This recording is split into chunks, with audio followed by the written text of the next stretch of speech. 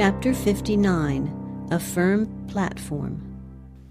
I saw a company who stood well guarded and firm, giving no countenance to those who would unsettle the established faith of the body.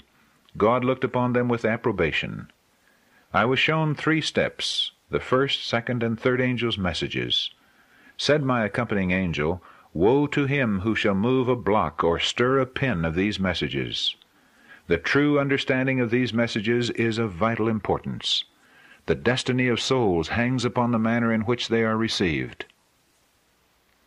I was again brought down through these messages and saw how dearly the people of God had purchased their experience. It had been obtained through much suffering and severe conflict. God had led them along step by step until He had placed them upon a solid, immovable platform. I saw individuals approach the platform and examine the foundation. Some with rejoicing immediately stepped upon it. Others commenced to find fault with the foundation. They wished improvements made, and then the platform would be more perfect and the people much happier. Some stepped off the platform to examine it, and declared it to be laid wrong.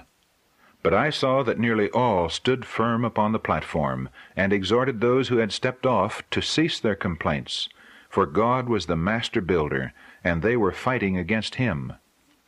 They recounted the wonderful work of God, which had led them to the firm platform, and in union raised their eyes to heaven, and with a loud voice glorified God. This affected some of those who had complained and left the platform, and they with humble look again stepped upon it. I was pointed back to the proclamation of the first advent of Christ. John was sent in the spirit and power of Elijah to prepare the way for Jesus. Those who rejected the testimony of John were not benefited by the teachings of Jesus. Their opposition to the message that foretold His coming placed them where they could not readily receive the strongest evidence that He was the Messiah. Satan led on those who rejected the message of John to go still farther, to reject and crucify Christ. In doing this, they placed themselves where they could not receive the blessing on the day of Pentecost, which would have taught them the way into the heavenly sanctuary.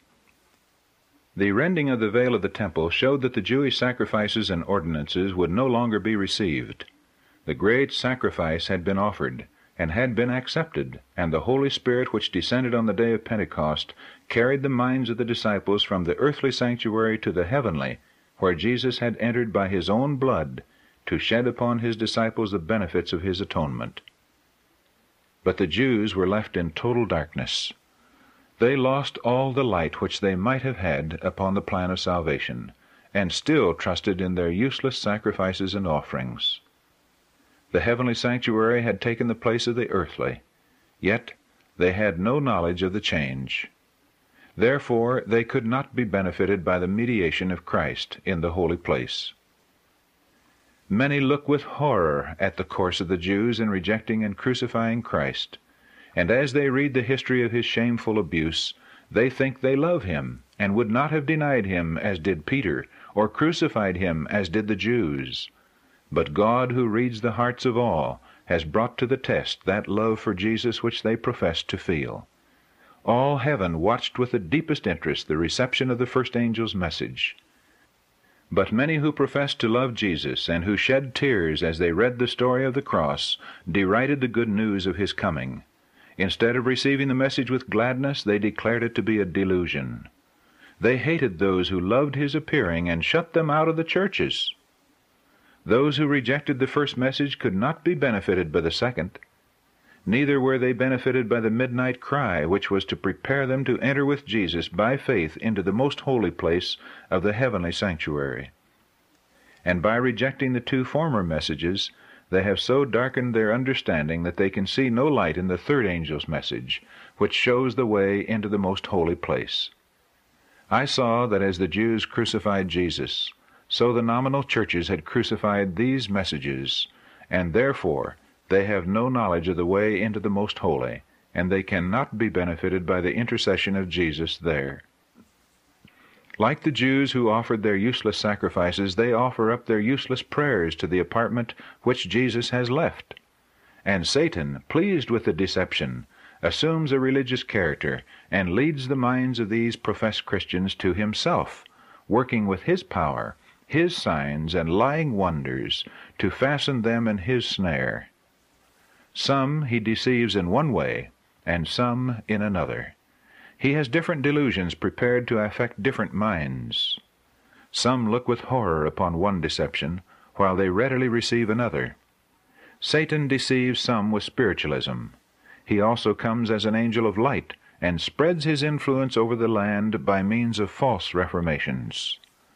The churches are elated and consider that God is working marvelously for them, when it is the work of another spirit.